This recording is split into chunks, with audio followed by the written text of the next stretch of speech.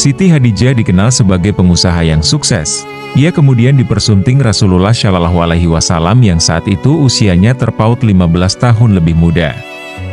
Kisah pertemuan Rasulullah Shallallahu Alaihi Wasallam dengan Hadijah ternyata berawal dari bisnis. Siti Hadijah menikah dengan Rasulullah Shallallahu Alaihi Wasallam ketika usianya menginjak 40 tahun. Saat itu, Rasulullah Shallallahu Alaihi Wasallam berusia 25 tahun.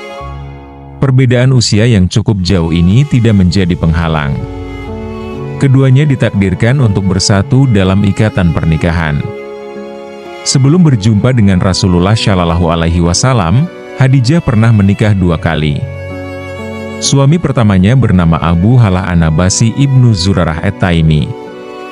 Pernikahan ini berakhir karena Abu Halah meninggal dunia. Pada pernikahan ini, Hadijah dikaruniai 2 orang putra. Kemudian Hadijah menikah kembali dengan Atik bin Abdul Makhzumi dan dikaruniai 1 orang anak. Hadijah kembali menjanda setelah Atik bin Abdul Makhzumi meninggal dunia. Di masa jahiliyah, Hadijah diberi gelar wanita yang suci. Setelah 2 kali ditinggal wafat sang suami, banyak lelaki yang meminangnya dengan menawarkan sejumlah harta sebagai mas kawin. Tetapi Hadijah menolak semua pinangan itu. Hadijah menyibukkan diri dengan mengelola perdagangan.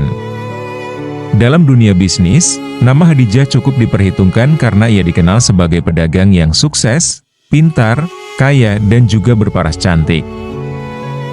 Awal mula Hadijah bertemu dengan Rasulullah Shallallahu Alaihi Wasallam, utusan Allah yang kemudian menjadi suaminya.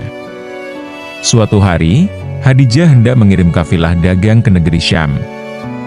Dia mencari seseorang yang bisa diutusnya ke Syam untuk mengawasi dan memimpin rombongan dagang tersebut. Saat itu, masyarakat Makkah sedang ramai membicarakan Muhammad ibnu Abdillah, seorang pemuda yang memiliki kejujuran dan keluhuran budi di tengah rekan-rekan sebayanya yang sibuk berfoya-foya. Hadijah berpikir, mengapa tidak Muhammad saja yang ia utus untuk menangani urusan-urusan perdagangannya di Syam? Muhammad adalah orang yang jujur. Hadijah beranggapan bahwa kejujuran sangat penting dalam perdagangan. Tetapi, Hadijah tidak pernah mendengar Muhammad memiliki pengalaman berdagang. Dengan mengandalkan firasat dan nalurinya yang jarang salah, Hadijah akhirnya memanggil Muhammad dan mengajaknya berbincang-bincang tentang perdagangan. Melalui perbincangan itu, Hadijah menangkap kesan bahwa Muhammad adalah seorang pemuda yang cerdas, santun, pandai menjaga diri dan berpenampilan sempurna. Muhammad terlihat begitu tenang ketika diam dan terlihat begitu berpengaruh saat berbicara. Dia selalu memperhatikan lawan bicaranya, mendengarkannya dengan teliti, dan tidak pernah memperlihatkan sikap setengah-setengah. Hadijah berkata, "Aku memanggilmu berdasarkan apa yang kudengar dari orang-orang tentang perkataanmu yang jujur, integritas yang terpercaya, dan akhlakmu yang mulia. Aku memilihmu dan kubayar engkau 2 kali lipat dari apa yang biasa diterima oleh seseorang dari kaummu." Muhammad menerima tugas itu dengan senang hati. Hadijah juga mengamati gambaran fisik Muhammad. Cara dia berjalan menunjukkan rasa percaya diri yang tinggi. Posturnya seimbang, tidak terlalu pendek dan tidak terlalu tinggi, tidak terlalu gemuk dan tidak pula terlalu kurus. Hadijah juga ingat bahwa selama berbincang dengannya, Muhammad selalu menundukkan mukanya. Hanya sekali, seingatnya, Muhammad mengangkat mukanya, yaitu ketika Hadijah menawarkan tugas menjalankan urusan perdagangan di Syam. Saat itu, Muhammad tersenyum, mengangkat mukanya sedikit dan mengucapkan terima kasih, lalu kembali menunduk. Setelah menerima tugas dari Hadijah, Muhammad bergegas menemui pamannya, Abu Thalib, untuk menceritakan tawaran kerja yang baru saja diterimanya. Abu Thalib turut bergembira. Dia berkata, "Ini adalah rezeki yang Allah berikan kepadamu." Hari keberangkatan pun tiba. Penduduk Makkah, termasuk paman-paman Muhammad, beramai-ramai mengantar kafilah ke perbatasan kota. Kafilah pun bertolak menuju Syam. Dalam ekspedisi dagang ke Syam ini, Muhammad dibantu oleh seorang pelayan laki-laki bernama Maisarah. Khadijah berpesan agar Maisarah tidak membantah perintah Muhammad atau menentang pendapatnya. Urusan perdagangan di Syam ternyata berjalan lancar. Barang-barang habis terjual. Laba yang diraih dari perdagangan itu pun luar biasa besarnya. Sebelum pulang, kafilah ini membeli barang-barang lain untuk dijual kembali di Mekah. Setelah semua urusan selesai, kafilah ini pun beranjak pulang. Sesampainya di sebuah lembah, sekarang terkenal dengan nama Wadi Fatimah, di luar Mekah, Maisarah berkata pada Muhammad, "Pergilah kepada Khadijah. Laporkan semua yang engkau alami dan keuntungan yang engkau peroleh dalam ekspedisi ini." Muhammad lalu maju ke depan bersama para pemuda lain yang baru saja tiba dari perjalanan jauh. Mereka memasuki kota dengan kafilah yang berjalan perlahan-lahan di belakang mereka. Saat itu siang hari, Khadijah bersama beberapa wanita lain berada di sebuah ruangan di bagian atas rumahnya. Dia bisa melihat Muhammad yang sedang menunggang unta kecil berwarna merah memasuki kota. Ada 2 malaikat menaunginya. Sebagaimana tradisi yang biasa dilakukan para pembesar Quraisy selepas pulang dari perjalanan dagang, Muhammad pun langsung menuju Ka'bah untuk melakukan tawaf. Setelah itu barulah dia menghadap Khadijah. Kepada Khadijah, Muhammad melaporkan semua hal yang dialaminya di dalam perjalanan, termasuk keuntungan besar yang diperolehnya dan barang-barang dagangan yang dibelinya di Syam. Khadijah menerima laporan itu dengan rasa gembira. Apalagi setelah diketahui bahwa barang-barang yang dibawa dari Syam berhasil dijual kembali di Mekah dengan keuntungan yang berlipat ganda. Di lain kesempatan, Maisarah juga menghadap Khadijah dan bercerita tentang hal-hal aneh yang ditemuinya sepanjang perjalanan. Dia seringkali menyaksikan awan berkumpul menaungi Muhammad yang sedang menunggang unta di padang pasir pada siang yang panas. Suatu hari, tutur Maisarah, Muhammad sedang bernaung di bawah sebuah pohon di dekat tempat pertapaan seorang rahib bernama Nastura. Sang rahib bertanya kepada Maisarah tentang siapa Muhammad. Maisarah menjawab bahwa Muhammad adalah seorang pemuda yang mulia dari suku Quraisy. Sang rahib kembali bertanya, "Apakah ada tanda merah di matanya?" "Ya," jawab Maisarah. Rahib itu kemudian berkata, "Pemuda yang duduk di bawah pohon itu adalah seorang nabi. Pernah pula ada seorang lelaki berselisih dengan Muhammad." Maisarah menduga lelaki itu memang sengaja mencari-cari persoalan.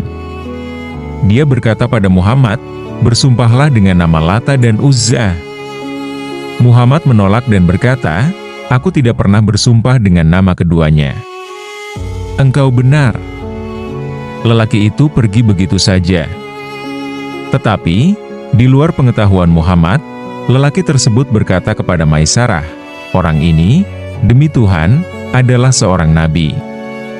Para pendeta kami telah menerangkan ciri-cirinya berdasarkan apa yang mereka baca dalam kitab suci." Maisarah juga bercerita kepada Khadijah tentang tingkah laku Muhammad di sepanjang perjalanan. Semua itu menunjukkan kejujuran, keluhuran budi dan kelembutan hatinya. Khadijah mulai berpikir dan menimbang-nimbang semua cerita yang didengarnya itu. Dia tahu bahwa semua penduduk Mekah merasa kagum pada Muhammad. Mereka percaya pada kejujuran, integritas dan kebersihan moralnya. Julukan yang diberikan untuknya adalah Al-Amin, orang yang bisa dipercaya. Semua orang di masa itu, termasuk Khadijah, tentu pernah mendengar ramalan para rahib tentang seorang nabi yang akan muncul di Jazirah Arab. Batin Khadijah bertanya, "Muhammadkah nabi yang ditunggu-tunggu itu?" Suatu hari, Khadijah pergi menemui sepupunya, Warakah ibnu Naufal. Warakah adalah pemeluk Nasrani sejak muda. Dia seorang yang tekun menyembah Tuhan, menjauhi berhala, dan mempelajari kitab suci agama terdahulu. Mendengar cerita Khadijah, ada kebahagiaan yang aneh dirasakan oleh Warakah. Dia bangkit lalu berkata bahwa berdasarkan kitab suci yang pernah dia baca, Allah akan mengutus seorang rasul terakhir dari anak keturunan Ismail yang lahir di dekat Baitullah. Warakah kemudian diam. Dia berpikir sangat serius. Lalu dia katakan, "Wahai Khadijah, Jika apa yang kupikirkan ini benar, maka Muhammad pastilah seorang nabi. Yang kutahu dengan pasti, seorang nabi akan muncul dari bangsa ini. Dan sekaranglah saat kemunculannya. Warakah juga berharap dirinya dikaruniai umur panjang sehingga dia bisa beriman dan mengikuti ajaran-ajaran nabi tersebut serta membelanya menghadapi musuh-musuhnya. Perbincangan dengan Warakah menimbulkan kesan mendalam di hati Khadijah. Dia kembali berpikir tentang Muhammad, pemuda yang mengagumkan itu. Dia bertanya, apakah kekaguman masyarakat kepada Muhammad tersebut adalah bagian dari skenario Tuhan untuk melapangkan jalan baginya menjadi nabi? Secara pribadi, Khadijah juga berpikir tentang apa yang sebetulnya menghubungkan dirinya dengan Muhammad. Mengapa bayangan Muhammad selalu muncul siang dan malam tanpa ia kehendaki? Telah banyak pinangan lelaki yang ditolak oleh Khadijah, karena dia berpikir bahwa mereka hanya menghendaki harta dan status sosialnya. Tetapi, Muhammad berbeda dengan mereka. Rasa hormat dan cinta kepadanya tumbuh perlahan-lahan hingga akhirnya mencengkeram hati dan perasaan. Apakah ini juga bagian dari takdir Tuhan? Khadijah percaya sepenuhnya akan kebenaran pernyataan Warakah. Dia tahu bahwa cinta yang tumbuh di hatinya adalah perasaan yang wajar bagi wanita mulia yang mendambakan seorang pendamping hidup yang dapat dipercaya. Bahkan dia juga meyakini bahwa rasa cinta itu adalah anugerah Tuhan kepada dirinya, bahwa Tuhan menghendakinya untuk terlibat dalam rencana besarnya bagi manusia. Meskipun awalnya sempat ragu, Khadijah kemudian memutuskan untuk menikah dengan Muhammad dan mengambil inisiatif untuk meminangnya. Tetapi, masih ada satu pertanyaan yang harus ia jawab. Siapa yang bisa menjamin bahwa Muhammad akan menerima pinangannya? Khadijah kemudian memiliki siasat agar Muhammad mau menerimanya.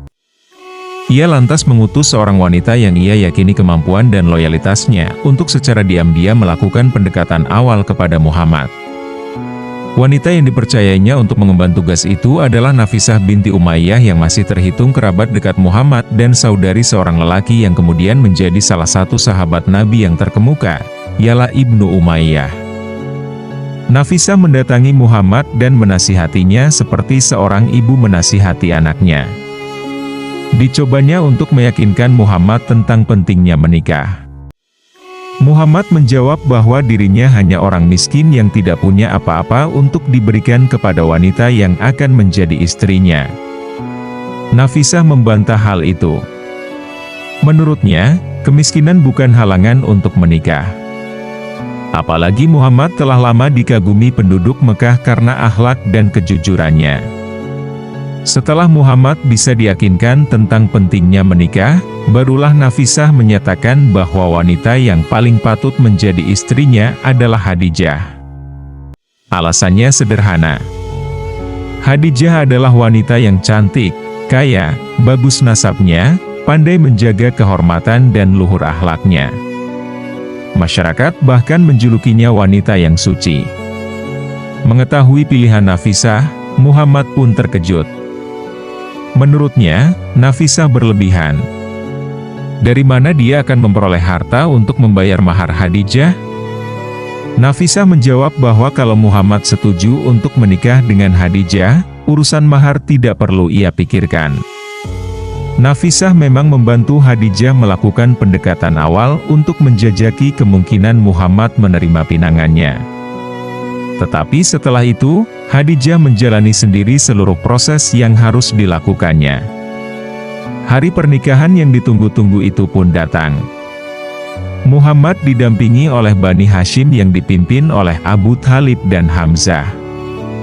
Hadir juga bersamanya Bani Mudhar.